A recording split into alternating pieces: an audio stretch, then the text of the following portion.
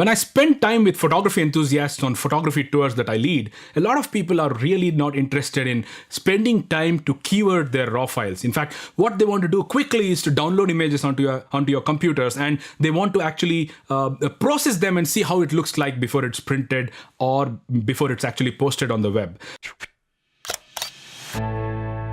By the way, can I please request you to subscribe to this channel so that you get all the updates that we send. Also, it's a good idea to hit the bell icon so that you get instant notifications when we have new content.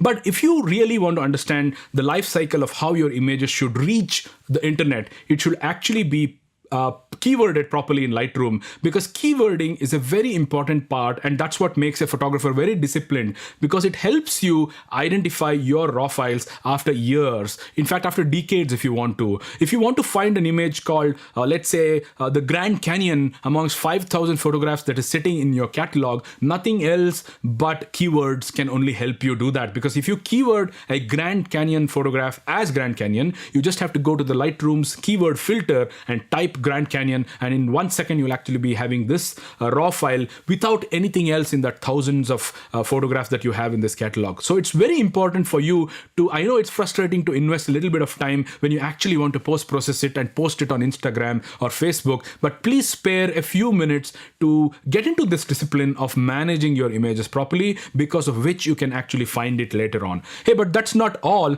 You can actually be benefiting even in a bigger sense. Let's say the National Geographic travel magazine's editor wants to find this image of the Grand Canyon. How are they going to find your images amongst hundreds and thousands of images on the web?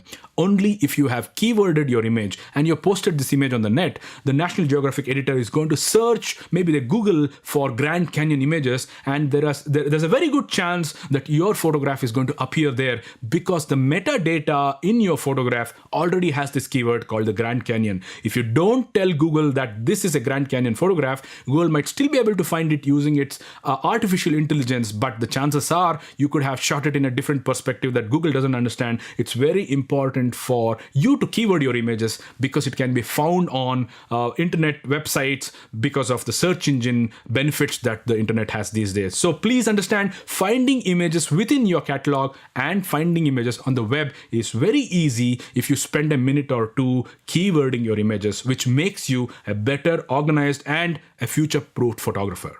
By the way, if you want to learn about all these with respect to image management and especially the library module of Lightroom, you should be subscribed to and buying this course on Lightroom, for which the link is in the description below. And don't forget to subscribe to our channel, The Toehold TV. Well, I'll see you in the next Nugget video.